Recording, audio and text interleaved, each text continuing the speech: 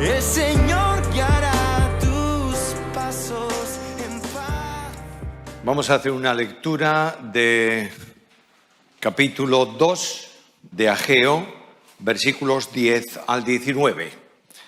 Es la parte de la profecía que nos toca considerar hoy y, como recordáis, tal vez algunos por lo menos, estamos viendo los 4 mensajes que Dios envía a su pueblo por medio del profeta Ageo. En un momento de crisis, un momento de conmoción, de dificultades, de problemas, en donde el pueblo de Dios viene de un tiempo de cautiverio y comienza a actuar, a trabajar en la reconstrucción del templo, comienza a funcionar el culto, etcétera, etcétera. Dios viene para hablar a ese pueblo por medio del profeta. Antes de la lectura, quiero llamar vuestra atención a que, como en todo estudio, en toda reflexión, en toda consideración, el que la lleva adelante procura darle un título para que se guarde en la mente. Y así hice yo a lo largo de estos 2 mensajes anteriores y en el de esta mañana. El de esta mañana será el título Retorno y Bendición. Es el tercero, pero si alguien me dijese hoy, tienes que comenzar, no les daría esos títulos. Porque después de leer varias veces esta profecía de Ageo, me doy cuenta que hay otra forma de enfocarla, que es reflexión personal e individual. De manera que el primer mensaje, Dios viene al pueblo y les dice, deja de mirar tus cosas.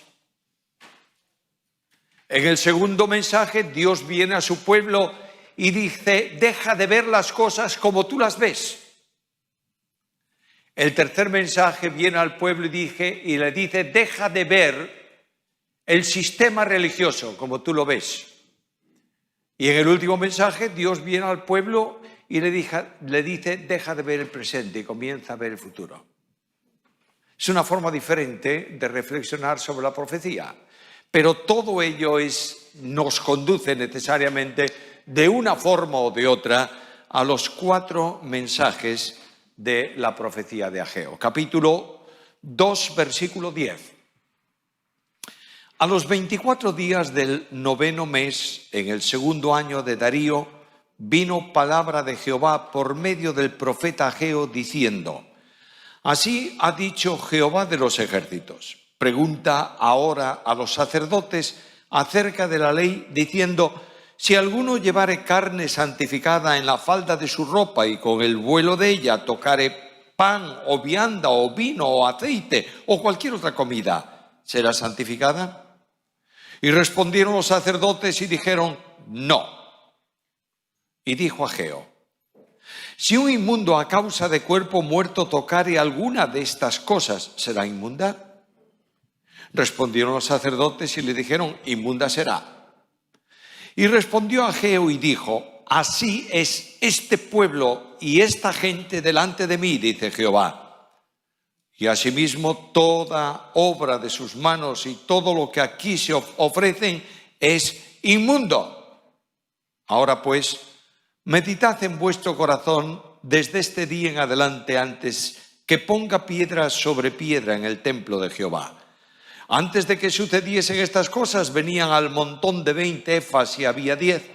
Venían al lagar para sacar 50 cántaros y había 20. Os herí con viento solano, con tizoncillo y con granizo en toda obra de vuestras manos, mas no os convertisteis a mí, dice Jehová. Meditad pues en vuestro corazón desde este día en adelante, desde el día 24 del 9º mes, desde el día que se echó el cimiento del templo de Jehová. Meditad pues en vuestro corazón. ¿No está aún la simiente en el granero? Ni la vid, ni la higuera, ni el granado, ni el árbol de olivo ha florecido todavía. Mas desde este día os bendeciré. Dios está hablando al pueblo. Dije el primer día que Dios frenó al pueblo. Un pueblo que a lo largo de la historia, como dice la carta a los hebreos, la epístola a los hebreos, Dios habló a nuestros padres muchas veces, de muchas maneras, a lo largo del tiempo, por medio de los profetas. ¿Y oyeron? No. Y Dios dijo, ahora silencio. Y los tomó y los envió en cautiverio a Babilonia. 70 años callados. Y después de 70 años regresan a Jerusalén. Y cuando vienen a Jerusalén, ¿vienen para qué? Para oír a Dios. No quieren oírlo, pero Dios va a hablar. Y Dios dice a su pueblo, ahora escuchadme, por medio del profeta quiero deciros unas cuantas cosas. Y le dice al pueblo asuntos que ellos habían dejado a un lado, fracasos espirituales, para marcarles el camino de la restauración, el camino de las bendiciones. En algún sentido, de alguna manera, permitidme esta aplicación un tanto alegórica, Dios nos ha hecho callar durante un tiempo. Nos ha tenido en nuestras casas, nos ha clausurado y ahora nos permite volver de nuevo a la reanudación de una manera tal vez diferente, por supuesto, de nuestras actividades, de nuestro culto, de nuestras formas. Y Dios dice, escuchadme bien, por favor.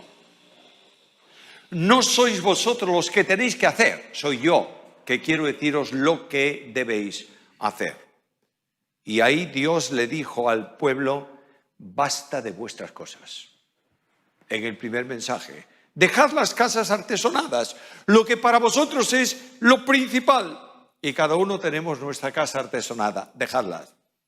Porque no se trata de lo que vosotros queréis, sino de lo que yo quiero. En segundo lugar, Dios le dice al pueblo en aquel tiempo, ahora dejad de mirar la obra que estáis haciendo como una tristeza. Y dije en el segundo mensaje de Ageo, cuando lo tuvimos, dije, ¿dónde está nuestro templo lleno de gente? En donde muchas veces no llegaba el servicio de la Santa Cena, donde la gente estaba en pie y los palcos llenos, ¿dónde está? Y vemos y decimos, qué poca cosa, es que no, ¿quién piensa? Y Dios dice, no es como tú la ves, porque yo soy capaz de llenar de gloria esta casa. Míralo así. Hoy Dios dice, mirad, pueblo querido, no es el sistema religioso el que yo bendigo. Es mi relación con vosotros y vosotros conmigo, de corazón. Y solo cuando el corazón está en comunión con Dios, lo que se hace en el culto, en la obra, tiene la aprobación de Dios. Y Dios llama a su pueblo a esto. Nos ha congregado en la reunión anterior para esto mismo y en la de ahora también. Dios quiere que le escuchemos y hay tres cosas en este mensaje. Primeramente, el problema. ¿Cuál es el problema que Dios determina aquí?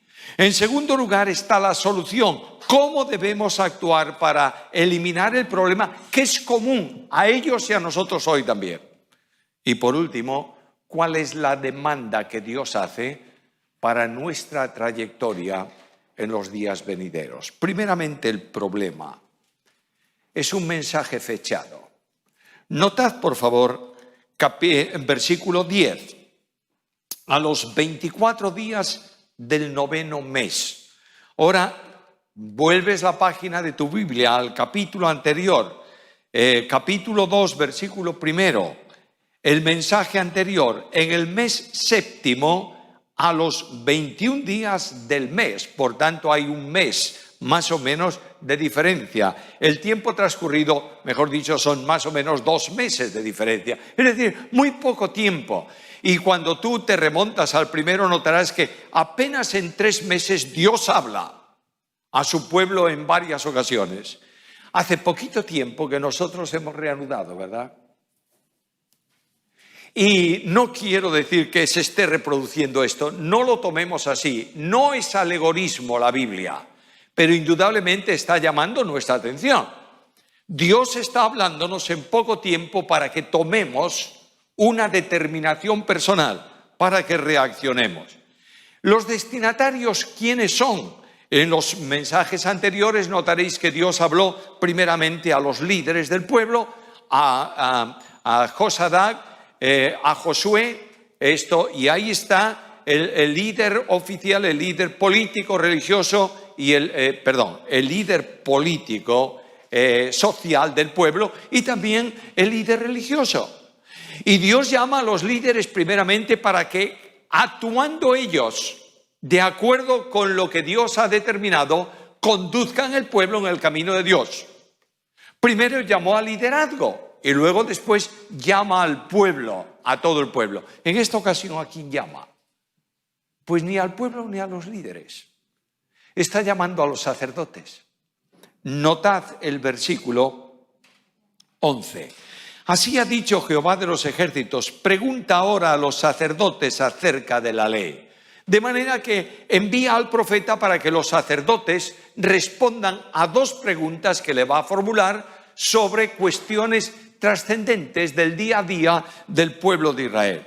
Los sacerdotes estaban puestos en Israel, vienen de la tribu de Leví, de la casa y familia de Aarón, y están puestos ahí, dice el texto, para enseñar la ley.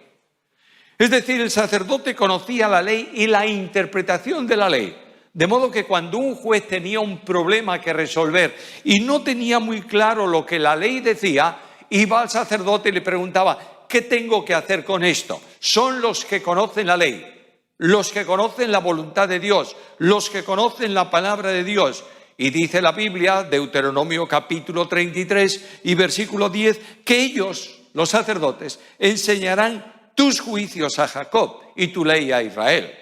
Si quieres otro texto que habla precisamente de la función de enseñanza de los sacerdotes, puedes ir a buscarlo en una profecía muy del entorno de esta, que es la profecía de Malaquías. Y ahí leo en Malaquías capítulo 2, versículo 7, estas palabras. Porque los labios del sacerdote han de guardar la sabiduría y de su boca el pueblo buscará la ley, porque mensajero es de Jehová de los ejércitos. De modo que es muy importante esa labor sacerdotal. Lo que ellos van a responder a la pregunta no es una pregunta, me parece, acaso pudiera ser.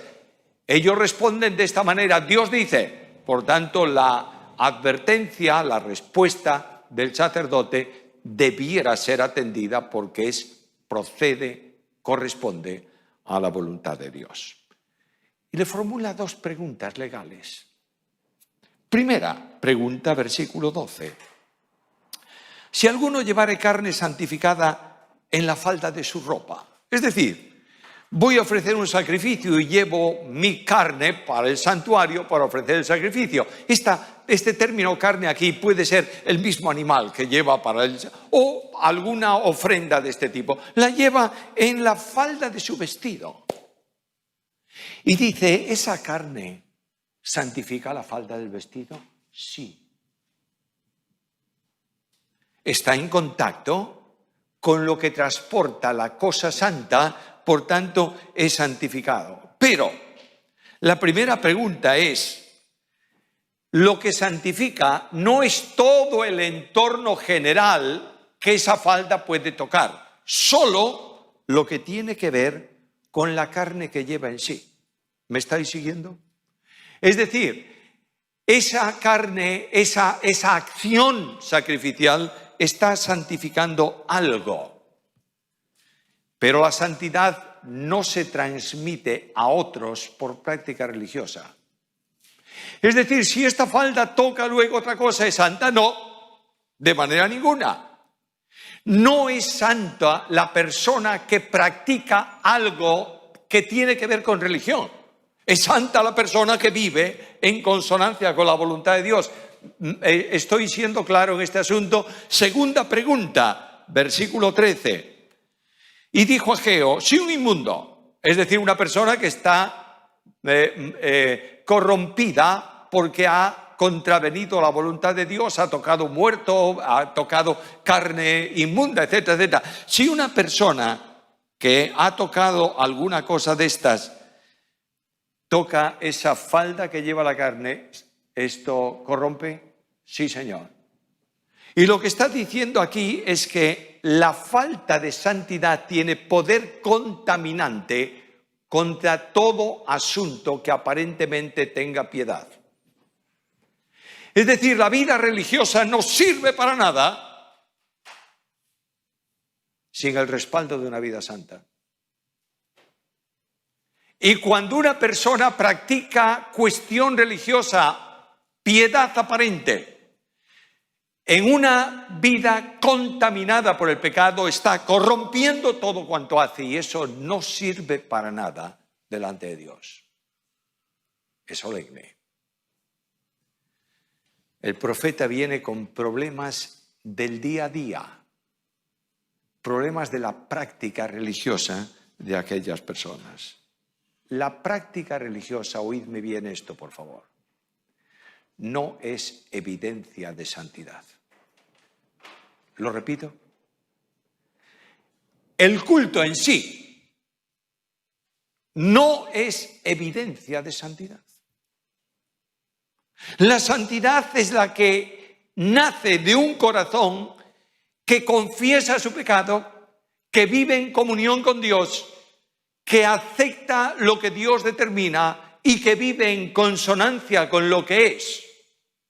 La vida cristiana, hermanos queridos, no es asunto de práctica religiosa, es asunto de comunión con Cristo. La evangelización no es hablar de Cristo, es vivir a Cristo. La vida cristiana no es asunto de religión, es asunto de convicción personal y de relación honesta con el Señor. Ahora, la práctica religiosa no es santificante en sí. La situación es muy grave, históricamente hablando, porque aquel pueblo estaba ocupándose de aparentemente cosas santas. ¿Estaban construyendo el templo o no? Sí. ¿Eso es bueno? Naturalmente. ¿Es la casa de Dios? Muy bien. ¿Estaban ofreciendo sacrificios? Sí. ¿Culto? Sí. ¿Oraciones? Sí. Pero Dios dice, señores, eso es externo y yo no quiero lo externo, quiero lo interno. Y el gran desafío para el pueblo de Dios hoy es precisamente esto. Escucha la Escritura. Yo voy a utilizar el texto bíblico porque no tengo necesidad de razonar yo cuando razona Dios. Y el razonamiento de Dios es infinitamente más elevado que el mío. Por supuesto, Isaías capítulo 1, versículo 11. Escucha lo que dice Dios. ¿Para qué me sirve, dice Jehová, la multitud de vuestros sacrificios? Hastiado estoy de holocaustos de carneros y de cebo de animales gordos. No quiero sangre de bueyes, ni de ovejas, ni de machos cabríos. ¿Quién demanda esto de vuestras manos cuando venís a presentaros delante de mí para hollar mis atrios? Es decir, venís al culto simplemente pisando el sitio, nada más. No me traigáis más vana ofrenda, el incienso me es abominación. Luna nueva y día de reposo, el convocar asambleas, no lo puedo sufrir. Son iniquidad vuestras fiestas solemnes, vuestras lunas nuevas y vuestras fiestas solemnes, las tiene aborrecidas mi alma, me son gravosas, cansado estoy de soportarlas. Y cuando leo esos versículos, me llama mucho la atención, ¿sabes por qué? Porque yo podría decir, como el pueblo de Israel al Señor, vamos a ver, ¿cómo puedes decir que todo esto estás cansado si lo organizaste tú? Tú lo has determinado. ¿No has organizado tú en tu ley que viniésemos a ofrecer un sacrificio por la mañana y otro por la noche? ¿Sí o no? Sí. ¿No has establecido que se guarden las fiestas solemnes? ¿Sí o no? Sí. Entonces, ¿cómo dices que que las tienes aborrecidas? Por una razón. Porque este pueblo se acerca a mí con su boca y con sus labios me honra, pero su corazón está lejos de mí. Y mi mandamiento para ellos es exactamente igual que el mandamiento de cualquier hombre. Por tanto, estoy cansado de ritualismo. Y Dios viene a su pueblo hoy para decirnos, mira, el problema es el mismo problema en toda la historia de la humanidad. El primer gran ejemplo de esto lo tienes en el sacrificio de Caín y de Abel. Caín trae un sacrificio de la cosecha. La idea de que Caín trajo al Señor lo peor que encontró en el campo no es verdad. En absoluto. Estoy seguro que Caín buscó en el campo lo mejor de lo mejor. Porque son primicias. También Abel trajo las primicias de sus corderos. Y de pronto Dios no quiere el sacrificio de Caín. ¿Por qué? Bueno, la respuesta inmediata de la ilustración bíblica es que como era una ofrenda vegetal, no valía para Dios. ¿Cómo? Si en la ley hay ofrendas vegetales establecidas por Dios. El problema no está en lo que trae, sino en lo que es Él. De manera que la Biblia dice, y vio Dios a Caín y a su ofrenda. Y vio Dios a Abel y a su ofrenda. Por tanto, como vio lo que había en el interior de Caín, no aceptó su ofrenda. Y como vio lo que había en el interior de Abel, sí aceptó su ofrenda. ¿Entiendes esto? Tú puedes tener el culto más extraordinario, que si es religión, Dios está hastiado de él. ¿Algo más? Vas a los tiempos de Jesús. Dejemos el Antiguo Testamento atrás, porque algunos van a decir, estás refiriéndote a acontecimientos que ya nadie recuerda y eso es para ti. Te regalo todo el Antiguo Testamento en ese sentido. Voy al Nuevo Testamento y voy a los tiempos de Cristo. Y Cristo habla de oración. ¿Es buena la oración, hermanos? ¿Debemos orar más? Por supuesto. Pero cuando la oración es la expresión religiosa externa, no vale para nada. Cuando la religión se establece como un sistema organizado, día tal oración, y todos vienen a la oración. Y vamos a tener 5 meses de oración por la mañana, porque es la norma. La oración es fantástica, debiéramos multiplicar por 20 el uso de la oración. Pero escucha lo que dice Jesús. Habla de los grandes religiosos que practicaban 3 veces al día la oración, no 1, 3. Y dice, oran para ser vistos de las gentes. No vale para nada. Y Cristo habla de la oración pública y de la privada. ¿Es mala la oración pública? No, Señor. Dios nos libre de pensar eso. La oración pública es fantástica. Ojalá tuviésemos reunión de oración todos los días. Ojalá. Pero Cristo habla de oración privada. En el Sermón de la Montaña. Entra en tu casa, en tu cámara, cierra la puerta, que nadie te vea. Y ahí en el silencio de tu habitación, delante de Dios, elevas tu corazón a Dios porque tienes necesidad. Y porque sientes la necesidad de dialogar con Dios, no porque te establecen el diálogo. ¿Me estáis siguiendo? Y dice Cristo, esa es la oración que tu Padre escucha y responde. ¿Los fariseos practicaban el ayuno? ¿Sí o no? Sí, 2 veces por semana. Dios mandaba practicarlo 1 vez al año. Eso es poco. Yo soy mucho más santo, 2 por semana. Pero yo quiero que sepan que estoy ayunando. Y como en el tiempo de los fariseos no había listas, ¿sabe lo que hacía el fariseo? Lo dice la Biblia, se untaba la cara de blanco. Y claro, ahí está el hombre que ayuna 2 veces por semana. ¡Hipócrita! lo haces para ser visto de la gente. Lo que está luchando la Biblia, lo que Dios está llamando la atención a su pueblo es: basta de sistema, basta de formas. Y comencemos por un corazón que siente necesidad de vivir en relación y en comunión con Dios. ¿Entiendes? Y alguien me dice: bueno, Samuel, otra vez los tiempos de Cristo, mira que eran difíciles aquellos tiempos. Bueno, ¿no quieres saber de eso? Bien, te llamo la atención a la iglesia. ¿Quieres saber de la iglesia o no? Hombre, sí. ¿Somos iglesia? Sí. Bien, vamos a la iglesia. Abre tu Nuevo Testamento y observa lo que dice Pablo. Que todo aquel que tiene todo y grandes dones y conocimiento y mil cosas y tiene mucho ministerio sin amor es puro ruido que molesta a Dios y molesta a la iglesia.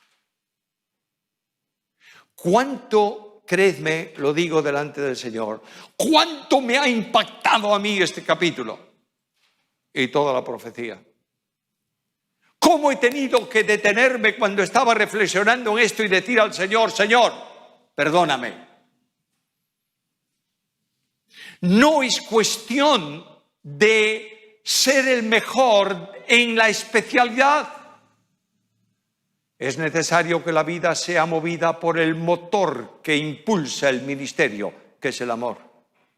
El amor de Dios derramado en nuestros corazones por el Espíritu Santo. Mirad, queridos hermanos, si ese amor moviera el ministerio, habría muchos más siervos que jefes. ¿Me estáis entendiendo lo que quiero decir? Es enormemente fácil mandar. Es enormemente difícil servir. Y el pueblo de Dios necesita servidores, no jefes, que conduzcan a las personas a Cristo con su ejemplo de amor personal. ¿Quieres otro ejemplo? En la carta a los Corintios, capítulo 5, hay una iglesia que tiene un perverso dentro de ella que ha cometido un pecado gravísimo y la gente dice: bueno, lo importante es la reunión del domingo, eso sí que es importante. Nos reunimos todos, vivimos ahí un ambiente fantástico, eso es importante. Y Pablo dice: echad de vosotros a ese impío. ¿Para qué, Pablo? Para que el culto vuestro pueda funcionar sin contaminación. Santidad. Mira lo que dice sobre la alabanza. Alguien me va a decir: Samuel, estás tocando temas muy candentes y van a pensar que tú tienes algo en contra de la oración. Dios me libre. Y contra de la alabanza. Líbreme Dios de tal cosa. Pero lo que no podemos es pensar que la alabanza es una actividad de la iglesia. No es una actividad, es una actitud. ¿Me sigues? Cristo dijo: para que los hombres vean vuestras buenas obras y ¿qué? Y glorifiquen a vuestra alabanza. Cuando tú cambias actitud por actividad, tienes un problema muy serio. Y lo que el Señor está diciendo en cuanto, o lo que el Señor dice en cuanto a la alabanza es: ten mucho cuidado, iglesia, de no confundir actitud con actividad. La oración sin relación no es oración. Y el apóstol Pedro habla al matrimonio y le dice: si tú no amas y respetas a tu esposa, tus oraciones están estorbadas. La evangelización sin testimonio no es evangelización. ¿Por qué? Porque cuando Cristo establece la evangelización, no habla tanto de proclamar un mensaje. No habla tanto de hacer cosas y llegar y alcanzar personas. Escucha lo que dice en Hechos capítulo 1, versículo 8 en adelante. Recibiréis poder cuando venga sobre vosotros el Espíritu Santo y entonces, ¿qué? ¿Predicaréis el evangelio? No. Me seréis testigos. Aquellos creyentes de la Iglesia Apostólica vivían una relación con Cristo de tal dimensión que tenían favor para todo el pueblo. El pueblo estaba entusiasmado de ver a personas que hablaban de un Cristo que vivían. ¿Me entiendes esto? El servicio sin humildad es orgullo. Y Pablo dice en Romanos capítulo 12, versículo 3, ninguno tenga más alto concepto de sí que el que debe tener. Qué fácil es tener más alto concepto. No quiere decir que tú te consideres como el paria de la vida. A veces somos el péndulo. O somos los más grandes y queremos que todos se inclinen delante de nosotros, o somos los más perdidos y trágicas personas. Yo no sé cómo puede el Señor aguantarme si soy... Para un momento. Tú tienes que tener un concepto claro de lo que eres. ¿Eres hijo de Dios o no? ¿Has sido redimido por la sangre de Cristo o no? ¿Eres heredero con Cristo de todo o no? ¿Estás con Cristo en lugares celestiales o no? Sí. Por tanto, no eres cualquier cosa, ¿eh? No eres un paria de la vida, pero no eres un Diótrefes que quieres enseñorearte de la iglesia. ¿Me entiendes esto? La iglesia de Cristo está sobrada de grandes y necesita siervos. ¿Algo más? Toda forma espiritual sin espíritu es pecado, porque es carne. Cuando tú haces un culto matemáticamente medido, temáticamente correcto y numerosamente hablando bien asistido, si no está siendo movido por el Espíritu de Dios, no es culto. Por eso la Biblia dice algo muy serio. Andad en el Espíritu. Oh, Señor mío. El Espíritu Santo es el gran desconocido de la iglesia hoy. Algunos consideran el Espíritu Santo como el criado del pastor, para que haga lo que el pastor dice. Otros creen que el Espíritu Santo es simplemente una definición dogmática que habla teológicamente de lo que es el Espíritu Santo. Ni una cosa ni la otra valen. Un Espíritu Santo teológico que no actúa en la vida no es el Espíritu Santo. Esta es la gran necesidad. Notad el mensaje. Dios viene al encuentro del pueblo para decirle ¡basta! Y le plantea la solución.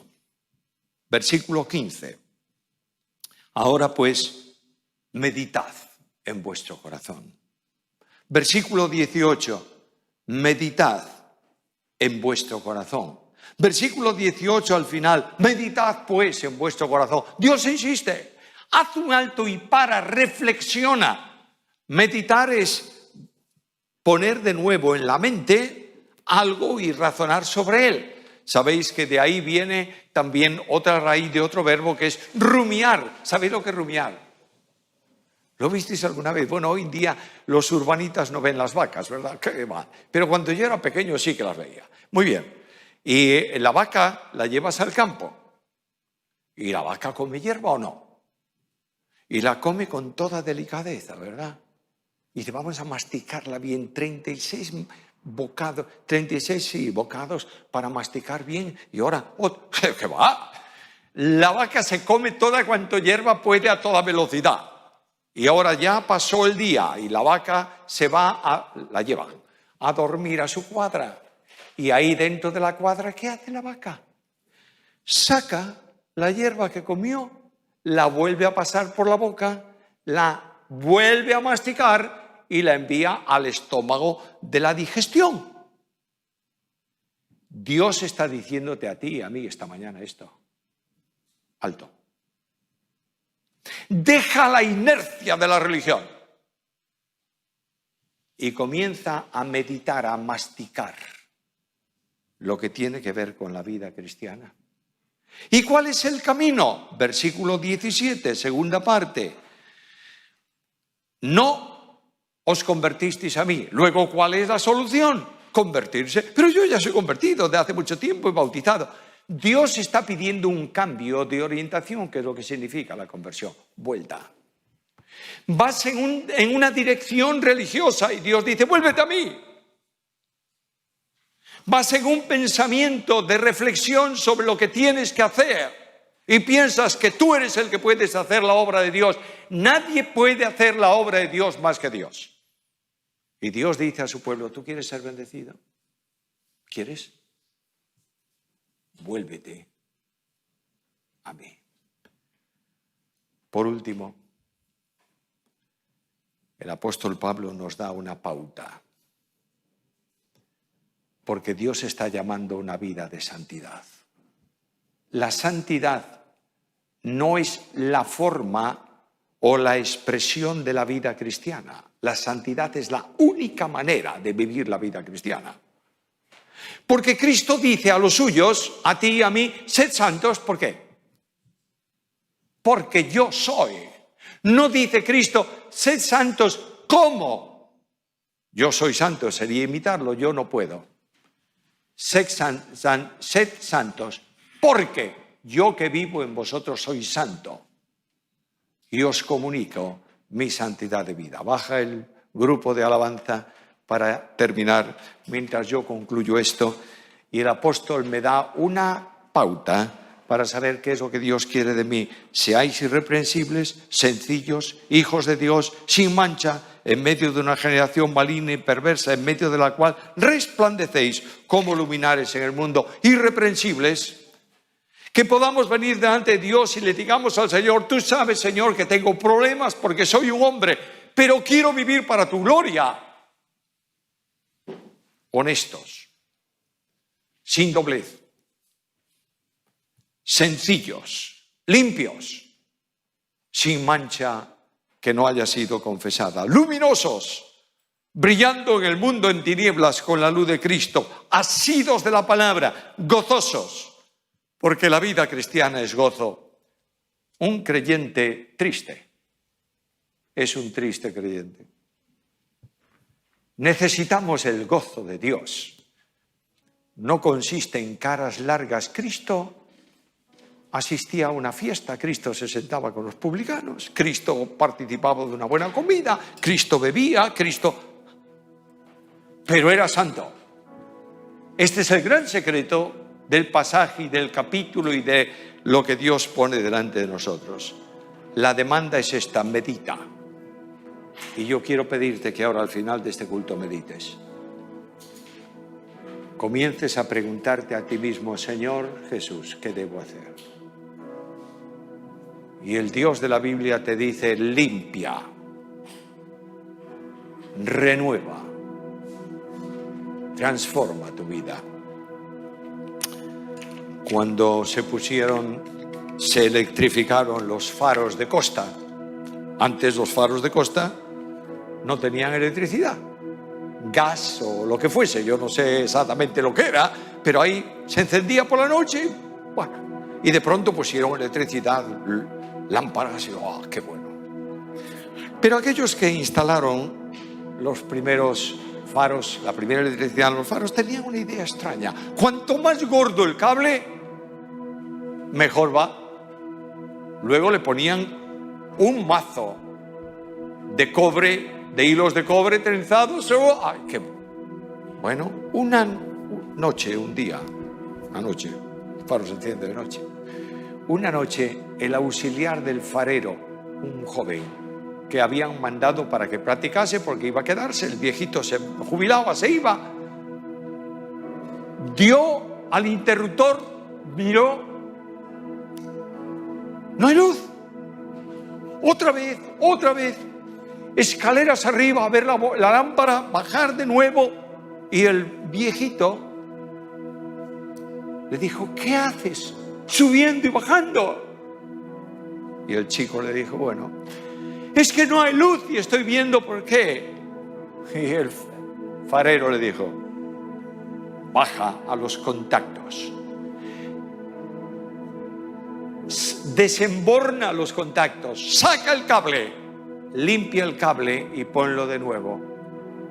Aquel cable gordo de cobre con el salitre del mar generaba óxido e impedía el paso de la corriente. Y aquel muchacho limpió esos cables, los puso de nuevo, apretó los bornes, dio al interruptor. La bombilla funcionaba. Dios te dice, reflexiona, no está arriba, no está en tu sistema, está en ti. Limpia y serás bendecido. Yo voy a orar pidiendo que el Espíritu Santo de Dios toque mi vida primero y la vuestra también, y que haya una renovación espiritual de la Iglesia unida. Yo quiero ver una iglesia victoriosa, poderosa, triunfante en la ciudad, pero solo funcionará cuando pongamos a un lado nuestro sistema, nuestros gustos, y avancemos solamente en aquello que Dios quiere para nosotros. Padre querido, clamo a ti esta mañana, Señor, pidiéndote primeramente por mi vida personal. Quiero dejar todo aquello que es mío para aceptar solo lo que es tuyo. Y pido por la vida de mis hermanos presentes aquí esta mañana. Oh Señor Dios de gracia, que tu Espíritu toque profunda, potente, poderosamente nuestros corazones y nos haga entender que religión sin comunión contigo es hipocresía que no será bendecida. Necesitamos sentir tu bendición, tu cuidado y tu gracia. Padre de misericordia, sé propicio a tu pueblo conforme a tus riquezas de gracia en Cristo Jesús. Despídenos con tu bendición, llévanos a nuestras casas, cuida de nosotros en esta semana. Clamamos para que el virus no afecte a nadie de tu pueblo. Ayúdanos a ser cuidadosos y a obedecer nuestras autoridades. Gracias por lo que tú eres para nosotros. Gracias, Señor, por Cristo Jesús. Amén.